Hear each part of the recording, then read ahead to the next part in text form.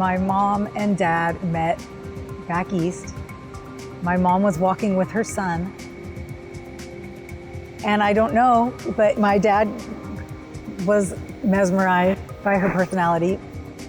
Maybe not in the very beginning, it was just all looks, but by the end of the day, the rest, they were inseparable.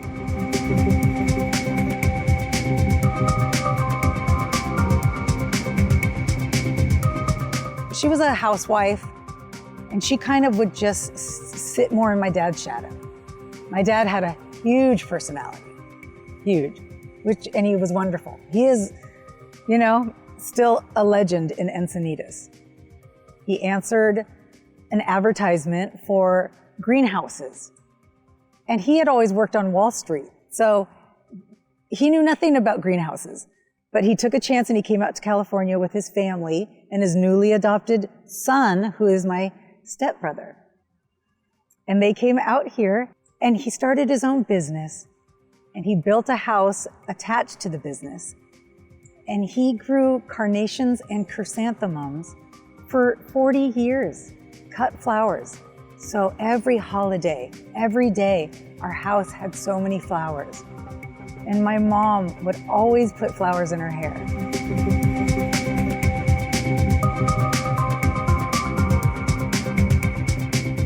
Well, in high school, I was a great student because I have a loud personality and I could perform a skit or a show or make the teacher laugh and could pretty much get away with anything. I was homecoming queen.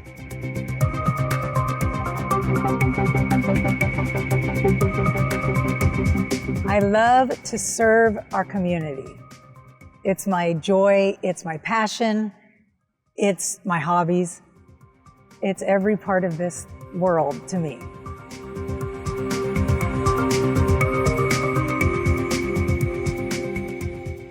Joy gives us wings. In times of joy, our strength is more vital, our intellect keener, and our understanding less clouded. We seem better to be able to. Rena, they're getting into the flower power. I'm writing down everybody involved in this little idea I had, and it is so fun. People from all religions are bringing all this flour for these beautiful Afghani refugees. I could have just gone to the store or written a check. And I know that Baha'i communities do this, or any communities all over. They come together, maybe with a simple thing, but when you add it all up. For your flower. Yay! Perfect timing. Look. Oh, this is perfect. See?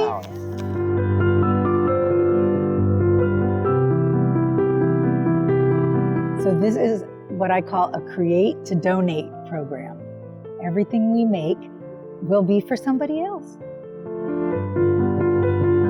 So we are gathering together to say prayers, which we call a devotional. And we get together just to have friendship and fun. And I thought, let's bring a little extra. Let's worship God in my favorite way. To not only say prayers, but to serve humanity. And we can do that even when we're just sitting together at a table by knitting. To be able to create things that we pass out to the community when it's chilly. And it gets chilly here. And if I'm around town and I see somebody who's chilly, I will offer a scarf, and it's just enough. And so I feel like teaching us to come together and not only be friends and fun and eat and all that stuff, but focus on giving.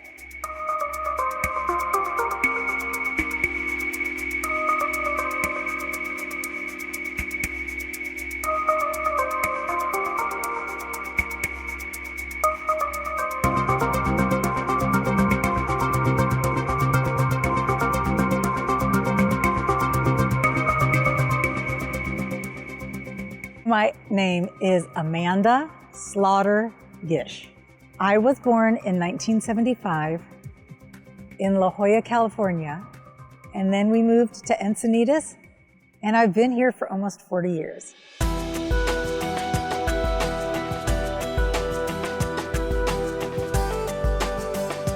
When I was young, I had my same core friends that I've grown up with forever, that I met at preschool. So it's amazing. But our thing was to get all oiled up, get our hair real blonde from the sun, and then go and sit on the beach for hours and hours and hours. And now I just laugh because I'm so pale and I dye my hair dark.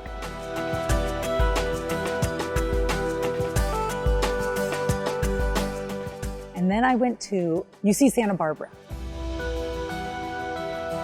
I loved it there for the first 3 years. And then I got a phone call and my mom had found a freckle on her leg and it was skin cancer. And it was diagnosed malignant melanoma.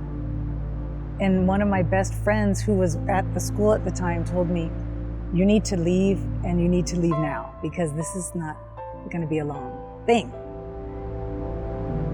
So I took time off school and I rushed home.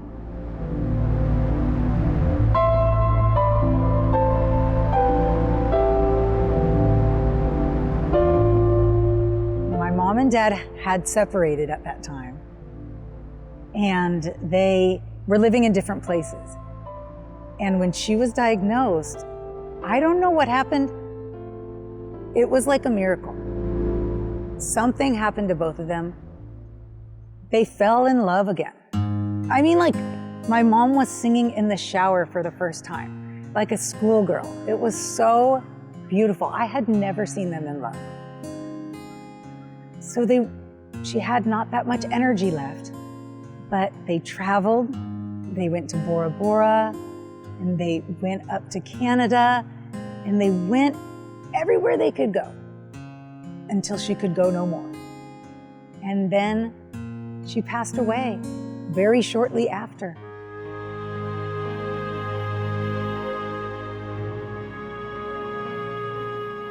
So as my dad and I were grieving my mom, night after night after night after night, we kept putting on our pajamas at about 6 p.m., sitting in front of the TV, just watching reruns, doing nothing.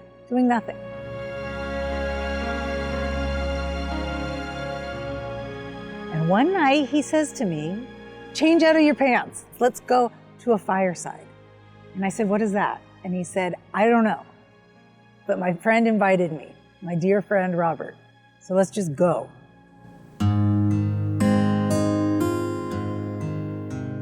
So we jumped up and we got dressed.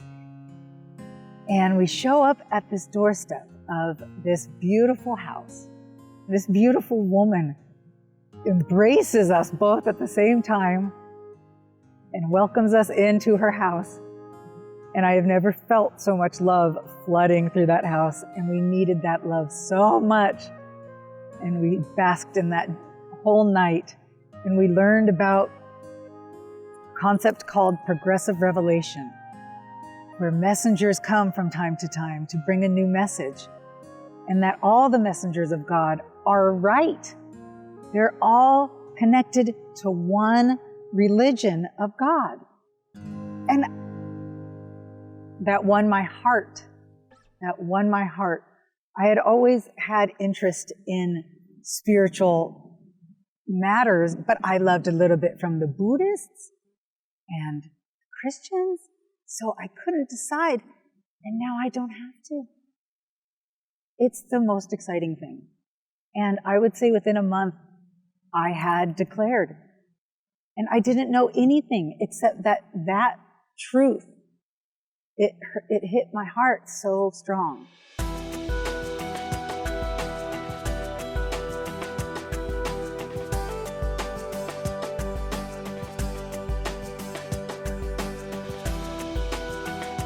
I got an invitation to come to this class called Ruhi, which was amazing. I was told that the class was taught all over the world, and it's a class of virtues and lessons for everybody in the world. It's not just for Baha'is. It's the Baha'i principles. And so I know there were people in our class that were not Baha'is, and it didn't even matter. it's like this loving group of people that are learning, and it could be in any part of the world, and we're learning these beautiful spiritual principles about the oneness of humanity, about service as worship to God.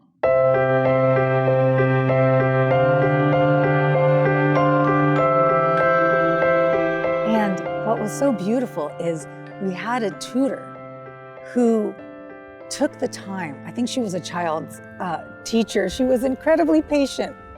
There was lots of questions about things. She was so gentle. And then there would be a little phrase that we got to memorize.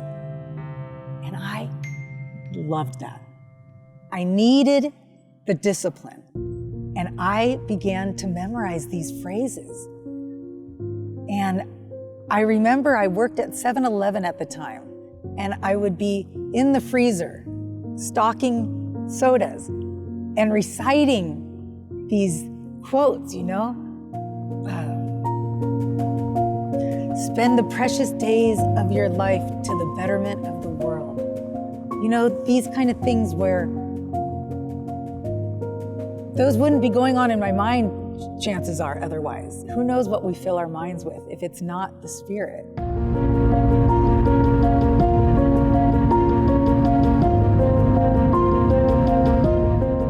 So I took the second book.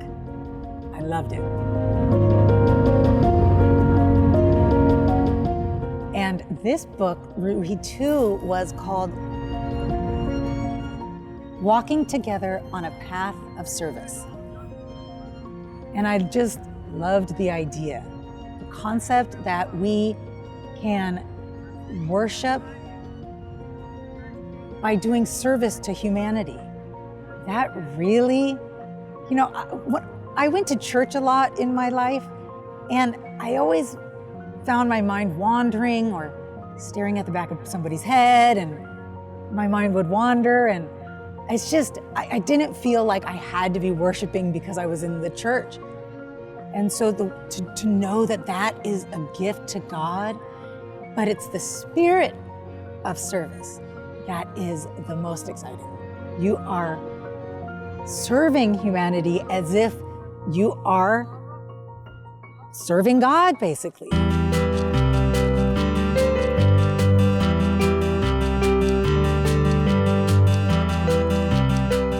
At that same time, I was getting involved with the local interfaith community, where all the religions will come together and have just a common dialogue once a month. And I loved that premise, especially being a Baha'i and knowing that we're all of the same religion. Basically, it's just different expressions. And I found so many opportunities from the other faiths as well, how to serve humanity. I found a program called Showers of Blessings, and it's in a parking lot of a church. And they shower like 30 people one Saturday. They have shower stalls, and they shower 30 folks, get a hot shower. And you know, putting on dirty clothes after a shower is no fun. So we started doing donations for gently used clothing. And then somebody who cuts hair, she wanted to come. And so she'll sit there and cut and braid hair. She'll give little hair shaves, and they look like $1 million. More importantly, people feel amazing.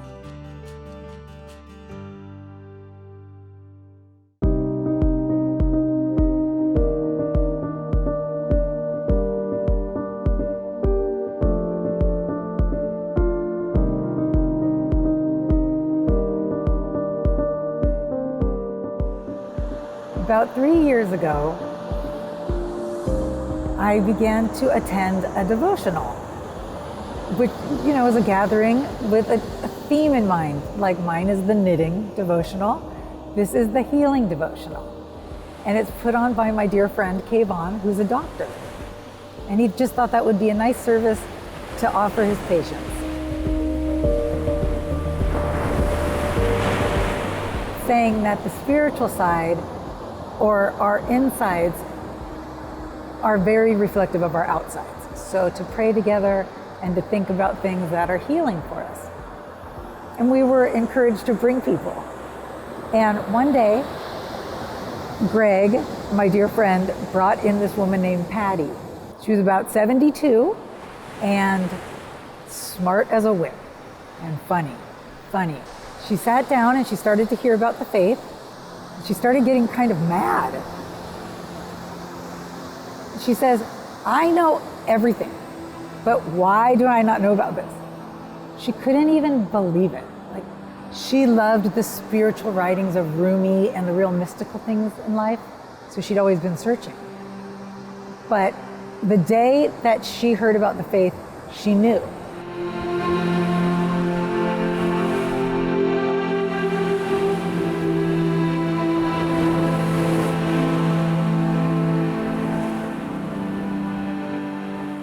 We started doing those Ruhi courses, and after Ruhi 2, she declared herself to be a Baha'i. And one day she just wasn't feeling well. This was during COVID, so we had to separate. She thought she had COVID-19, so we took her to the doctor. She wasn't feeling well at all, and she turned out to have stage 4 ovarian cancer.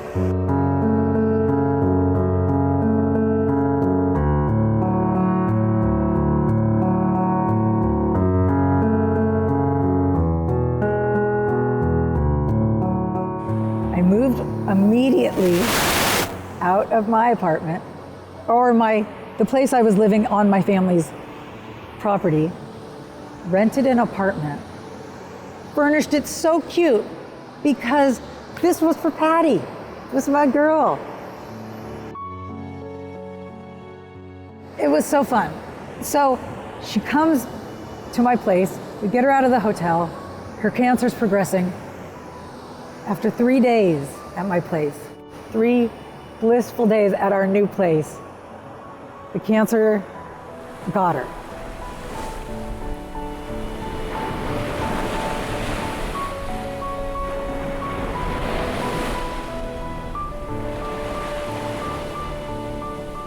I feel like in the Baha'i faith, there's an intermingling of stations, and you can pray for each other.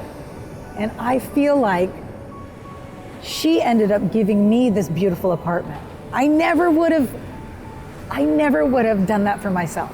We protected each other. I never would have furnished such a cute place. And I felt like she did that for me.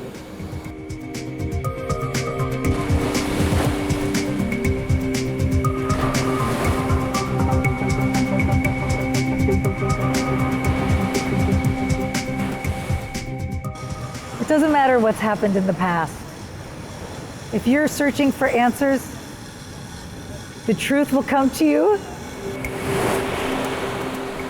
Like a breeze. Like a breeze.